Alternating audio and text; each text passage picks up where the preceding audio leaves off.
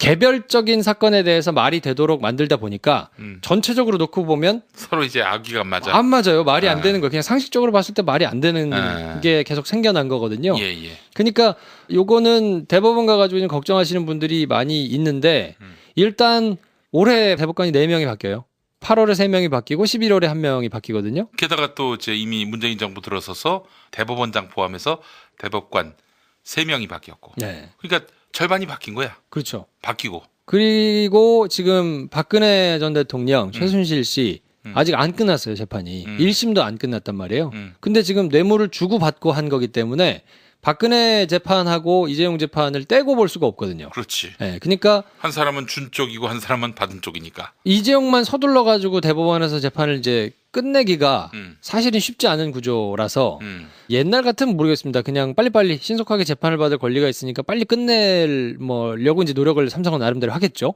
대법원장들이 바뀌기 전에 최대한 빨리 땡겨가지고 심리를 한번 받아보자 노력을 할 텐데 그게 그렇게 쉽게는 잘 안 될 거고 그래서 김명수 대법원장이 지금 들어갔잖아요. 예. 지금까지는 많은 분들이 보시기에 도대체 무슨 재판만 열심히 한 사람이고 굉장히 신망이 두텁다고 하는데 가서 하는 걸 보니까 영 그렇게 만족스럽지가 않고 뭘 그렇게 뜨뜻미지근한 것 같고 잘 개혁을 못하는 것 같다라고 얘기를 하는 사람들이 이제 더러 있단 말이에요. 예. 근데 이 사건이 김명수 대법원장의 진가를 볼 수 있는 사건 중에 하나다 이렇게 보시면 될 것 같아요. 전원합의체로 넘어가면 대법원장이 이 재판을 주관합니까? 전 대법관들이 다 봐야 되는 거니까 이거는 전원합의체로 갈 수밖에 없어요. 이 정도 사이즈라면. 저는 법원행정처장 했다가 그만둔 김소영이 네. 현 대법관하고 동명이인인 줄 알았는데 같은 사람이더만요.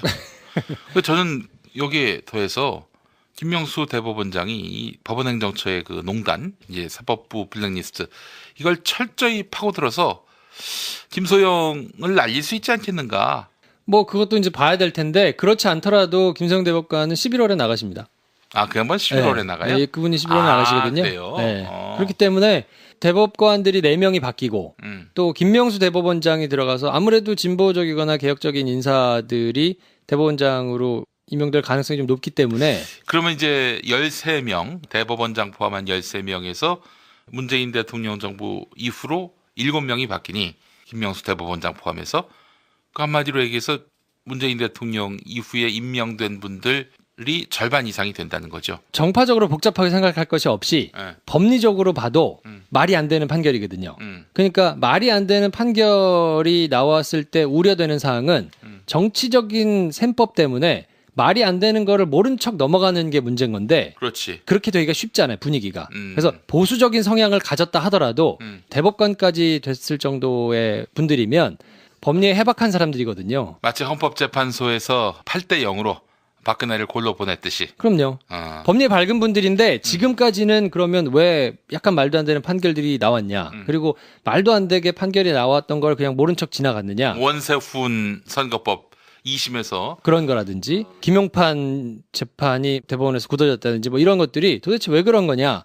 지난 10년 동안 약간 비정상적인 이 상황이 계속 됐기 때문에 말을 못했던 거예요. 그냥 눈치만 보고 자기들이 잘못했다는 거 알고 이게 법률적으로 말이 안 된다는 걸 누구보다 잘 알지만 그거에 대해서 이의를 제기할 수 있는 용기가 없어서 그냥 가만히 있었던 건데 예. 지금은 여러 사람들이 다 들여다보고 있거든요. 그러니까 그러지 않을 거예요. 적당히 그렇게 지나갈 수는 없고 지금은 그냥 제대로 판단을 할 수 있는 분위기가 어느 정도 조성이 됐기 때문에 또 가장 중요한 대법원장이 네. 중심을 잡고 앉아 있으면 네. 그렇게 말도 안 되는 판결들이 막 쏟아나기는 쉽지 않거든요. 아니 근데 김어준 총수의 걱정입니다. 이 네. 부분은 그 시간이 길어지면은 삼성은 가만히 있겠냐 이거죠.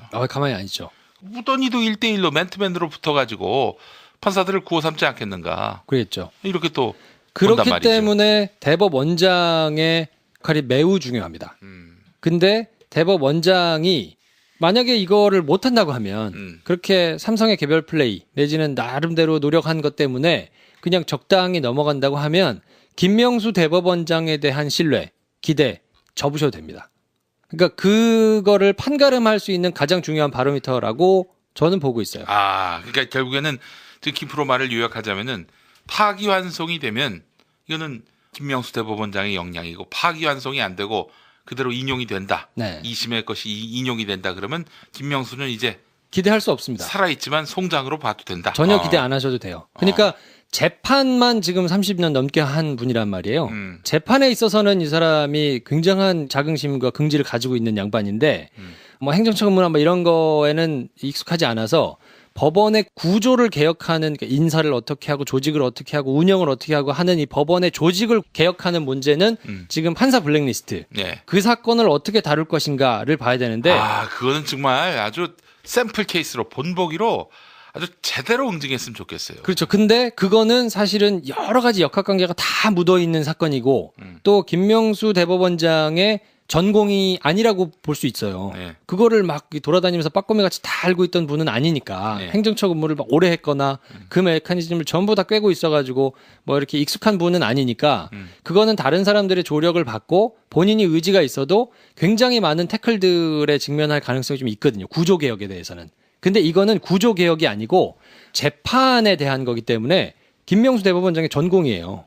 그러니까 재판만 한 사람이고 법리에만 노력했던 사람이기 때문에 이번 재판에서 다른 재판들과 상충되는 부분, 또 판례로서 굳어졌을 때 그 뒤에 미칠 뇌물죄 판결에 미칠 영향, 이런 거를 생각해 본다 그러면 김명수 대법원장이 자기 전공을 만약에 이거를 대충 해가지고 제대로 된 판결이 안 나온다라고 되면 김명수 대법원장은 완전히 골로 가는 거거든요. 뭐 존재의 의미를 완전히 상실하는 거죠. 네, 평생 자기가 노력했던, 그리고 자기는 재판만 한 사람이다라고 얘기했던 게 그냥 무색하게 되는 거기 때문에 그러면 기대를 접으시고 맹비판을 하셔도 그건 뭐 달게 받아야 된다고 생각하는데 저는 호락호락하지 않을 거라고 봐요. 그리고 다른 대법관들이 이제 바뀌면 더더욱 그렇겠지만 구조를 개혁하는 문제에서 뭔가 이렇게 조금 으름장을 놓거나 뻣뻣하게 나오거나 이런 것과는 전혀 별개의 문제로 이 문제는 돌아갈 가능성이 높기 때문에 예. 삼성은 시간을 조금 벌었다고 볼 수는 있는데 결국엔 가서 파기환송이 될 가능성이 매우 높다고 저는 보고 그게 김명수 대법원장이 있는 한은 기대를 걸어보셔도 된다. 예. 물론 이제 쉽지는 않을 거고 삼성에서도 이제 나름대로 준비를 해가지고 굉장히 세게 달라붙겠지만 그럼에도 불구하고 쉬운 상황은 아니다. 그 김어준 총수 얘기를 또 하게 되는데 지금 네이버에 출몰하는 이 댓글러 네. 이들은 아마 삼성이 배후일 것이다라고 강력하게 의심하더라고요. 그리고 또 뭐 언론들 보다시피 뭐 주요 방송사하고 한결의 경향 빼놓고는 뭐 진짜 스스로 비대가 되지 않았습니까? 이재용의 비대. 또 이런 그 언론 플레이도 어마어마하게 전개할 것이고 그래서 이재용에 대해서 2심 판결이 그대로 인용되든지 아니면 완전히 무죄 취지로서 파기환송되든지 하는 그런 목표를 설정할 텐데 이런 삼성에 맞서서 우리 시민들이 눈을 부릅뜨고 재판 결과를 주목하고 또 그렇게 해서 대법관들을 압박하는 이런 방법으로 또 우리가 마음속에 촛불을 켜야 되겠네요. 한 신뢰, 기대 접으셔도 됩니다. 그러니까 그거를 판가름할 수 있는 가장 중요한 바로미터라고 저는 보고 있어요. 그러니까 결국에는 지금 김프로 말을 요약하자면은 파기환송이 되면 이거는 김명수 대법원장의 역량이고 파기환송이 안 되고 그대로 인용이 된다. 네. 2심의 것이 인용이 된다. 그러면 김명수는 이제 기대할 수 없습니다. 살아있지만 송장으로 봐도 된다. 전혀 기대 안 하셔도 돼요. 그러니까 재판만 지금 30년 넘게 한 분이란 말이에요. 재판에 있어서는 이 사람이 굉장한 자긍심과 긍지를 가지고 있는 양반인데 뭐 행정처 근무나 뭐 이런 거에는 익숙하지 않아서 법원의 구조를 개혁하는, 그러니까 인사를 어떻게 하고 조직을 어떻게 하고 운영을 어떻게 하고 하는 이 법원의 조직을 개혁하는 문제는 지금 판사 블랙리스트. 네. 그 사건을 어떻게 다룰 것인가를 봐야 되는데 그거는 정말 아주 샘플 케이스로 본보기로 아주 제대로 응징했으면 좋겠어요. 그렇죠. 근데 그거는 사실은 여러 가지 역학관계가 다 묻어있는 사건이고 또 김명수 대법원장의 전공이 아니라고 볼 수 있어요. 네. 그거를 막 돌아다니면서 빠꼬미 같이 다 알고 있던 분은 아니니까 네. 행정처 근무를 막 오래 했거나 그 메커니즘을 전부 다 꿰고 있기 때문에 대법관들이 4명이 바뀌고 또 김명수 대법원장이 들어가서 아무래도 진보적이거나 개혁적인 인사들이 대법원장으로 임명될 가능성이 좀 높기 때문에 그러면 이제 13명 대법원장 포함한 13명에서 문재인 대통령 정부 이후로 7명이 바뀌니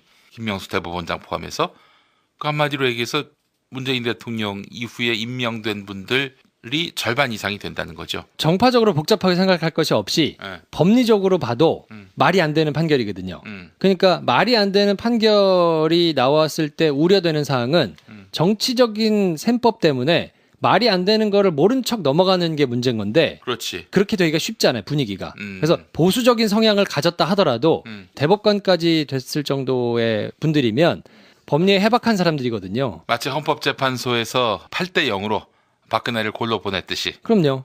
법리에 밝은 분들인데 지금까지는 그러면 왜 약간 말도 안 되는 판결들이 나왔냐. 그리고 말도 안 되게 판결이 나왔던 걸 그냥 모른 척 지나갔느냐. 원세훈 선거법 2심에서 그런 거라든지 김용판 재판이 대법에 개별적인 사건에 대해서 말이 되도록 만들다 보니까 전체적으로 놓고 보면 서로 이제 악의가 안 맞아. 안 맞아요. 말이 안 되는 거예요. 그냥 상식적으로 봤을 때 말이 안 되는 게 계속 생겨난 거거든요. 예, 예. 그러니까 요거는 대법원 가가지고 좀 걱정하시는 분들이 많이 있는데 일단 올해 대법관이 4명이 바뀌어요.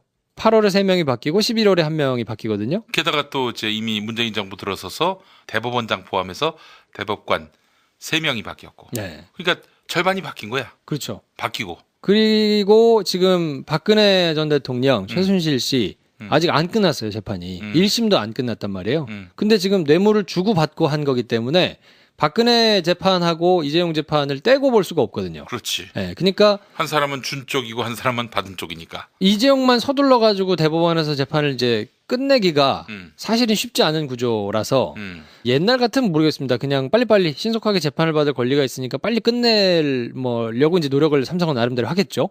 대법원장들이 바뀌기 전에 최대한 빨리 땡겨가지고 심리를 한번 받아보자 노력을 할 텐데 그게 그렇게 쉽게는 잘 안 될 거고 그래서 김명수 대법원장이 지금 들어갔잖아요. 예. 지금까지는 많은 분들이 보시기에 도대체 무슨 재판만 열심히 한 사람이고 굉장히 신망이 두텁다고 하는데 가서 하는 걸 보니까 영 그렇게 만족스럽지가 않고 뭘 이렇게 뜨뜻미지근한 것 같고 잘 개혁을 못하는 것 같다라고 얘기를 하는 사람들이 이제 더러 있단 말이에요. 예. 근데 이 사건이 김명수 대법원장의 진가를 볼 수 있는 사건 중에 하나다 이렇게 보시면 될 것 같아요. 전원합의체로 넘어가면 대법원장이 이 재판을 주관합니까? 전 대법관들이 다 봐야 되는 거니까 이거는 전원합의체로 갈 수밖에 없어요.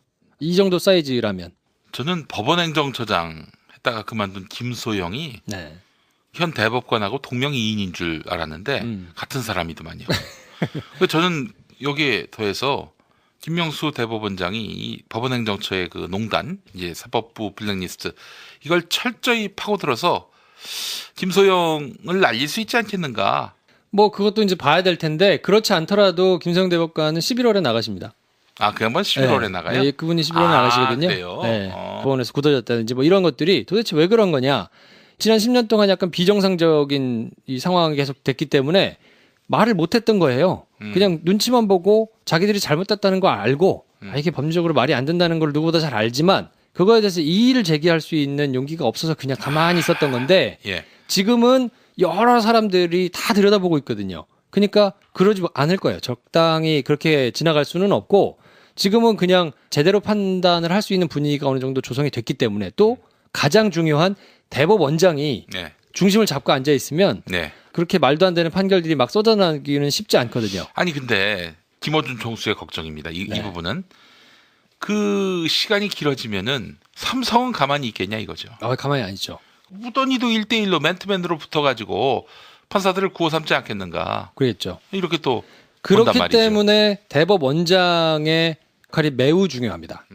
근데 대법원장이 만약에 이거를 못한다고 하면 그렇게 삼성의 개별 플레이 내지는 나름대로 노력한 것 때문에 그냥 적당히 넘어간다고 하면 김명수 대법원장에 대해